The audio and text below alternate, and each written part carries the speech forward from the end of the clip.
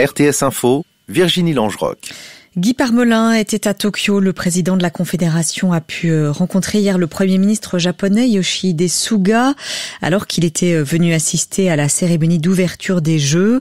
Les deux hommes ont évoqué les moyens d'améliorer l'accord de libre-échange entre la Suisse et le Japon, un accord qui remonte à plus de 10 ans.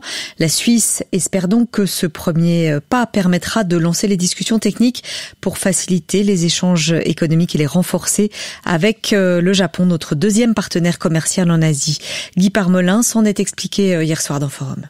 L'accord actuel fonctionne bien, nous sommes très satisfaits de cet accord, mais comme vous le laissez entendre, il a vieilli du fait que le Japon a signé entre-temps d'autres accords avec d'autres partenaires, et c'est peut-être dans les secteurs d'accès au marché pour certaines catégories de produits qu'il faut l'améliorer. Nous avons par exemple certaines pénalités pour l'exportation de produits agricoles. Pour une fois, c'est pour l'exportation et non pas dans le cadre de l'importation. Et du fait que l'Union européenne, par exemple, a obtenu de meilleures opportunités dans ce secteur, c'est un des exemples. Et puis, vous signez un accord avec un partenaire que s'il y a des intérêts dans les deux côtés. Et c'est tout le travail qu'il faut faire au préalable pour voir comment et dans quel secteur on peut améliorer ceci dans l'intérêt des deux parties. À Tokyo, côté sportif, les compétitions se poursuivent au deuxième jour. On fera le point sur les résultats en cours tout de suite à la fin de cette édition. Ce sera dans le journal des sports. Un premier candidat à la présidence du PLR se fait connaître. Il s'agit du Saint-Gallois Marcel Dobler. Il a fait part de son intérêt à mener les libéraux radicaux vers les élections fédérales de 2023. Mais le conseiller national n'entend pas le faire tout seul. Il n'entrera en matière qu'à condition d'arriver à une coprésidence, idéalement avec un ou plutôt une romande. Pierre Anchoffa. Le fondateur de l'entreprise Digitech et actuel président des jouets Franz Karl Weber le dit sans ambiguïté dans l'interview à l'hebdomadaire alémanique. Il veut conserver une activité d'entrepreneur. Il n'aurait donc pas la possibilité de se consacrer à plein temps à son parti. Mais si la coprésidence est jouable, ce quadragénaire est plus qu'intéressé à mettre ses compétences entrepreneuriales au service du PLR. Avec pour ambition de repositionner clairement le parti et de l'unifier après les tiraillements publics sur des sujets aussi importants que l'accord cadre ou la loi sur le CO2. Marcel Dobler appartient à l'aile droite du parti. Il sait que s'il succède à Petra Gössi avec un ou une coprésidente le 2 octobre prochain, il devra se recentrer, mais surtout parvenir à définir une ligne claire à laquelle l'ensemble des élus se tiennent une fois qu'elle est arrêtée. Il n'y a pour lui pas d'alternative pour freiner l'effritement électoral du parti. Place d'apprentissage cherche apprentis. Pour la rentrée, il y aurait encore en Suisse 14 500 places d'apprentissage disponibles. Pour Christophe Niedegger, c'est une bonne nouvelle. Il est chef du service de la formation professionnelle à Fribourg et membre de la task force Perspective Apprentissage de la Confédération. Mais il souligne que les mentalités doivent évoluer. Alors effectivement, il y a une inadéquation entre l'offre et la demande. Il y a des métiers qui sont considérés comme très recherchés par les jeunes, voire leurs parents, et d'autres qui ont une cote un petit peu moins élevée.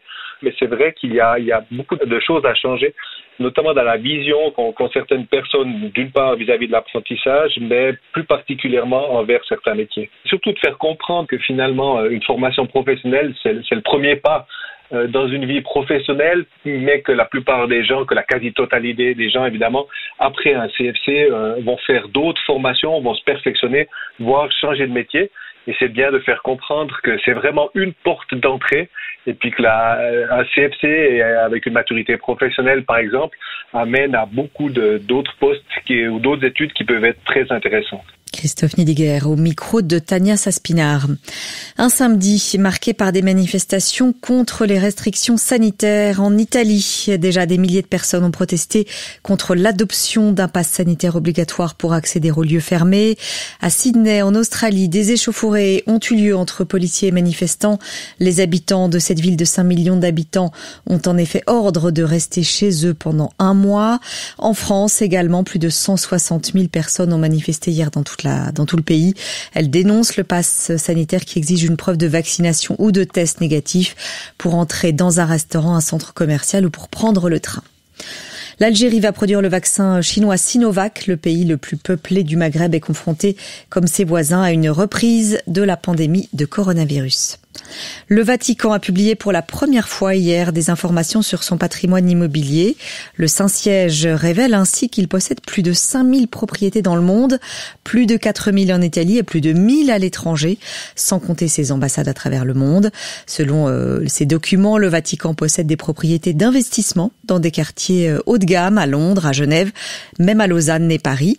Un bâtiment situé dans le quartier huppé de South Kensington à Londres a d'ailleurs entraîné d'énormes pertes après son achat par le Vatican en 2014. Les pluies de mousson en Inde ont été très violentes. Elles ont fait au moins 115 morts ces derniers jours. Les secouristes tentent de retrouver des survivants après ces pluies qui se sont accompagnées de glissements de terrain et d'inondations. En Suisse, les orages ont été moins meurtriers mais violents. Ils ont déversé de gros grêlons et beaucoup de pluie. En Appenzell, Rhodes intérieur, plus de 3 cm de pluie sont tombés en seulement 10 minutes. Le temps, il sera variable aujourd'hui. Encore quelques averses ce matin avant de retrouver quelques éclaircies dans l'après-midi. En montagne, le ciel sera plus nuageux. Il pourrait laisser place à des averses et des orages.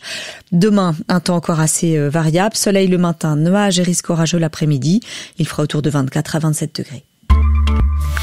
La météo avec le téléphérique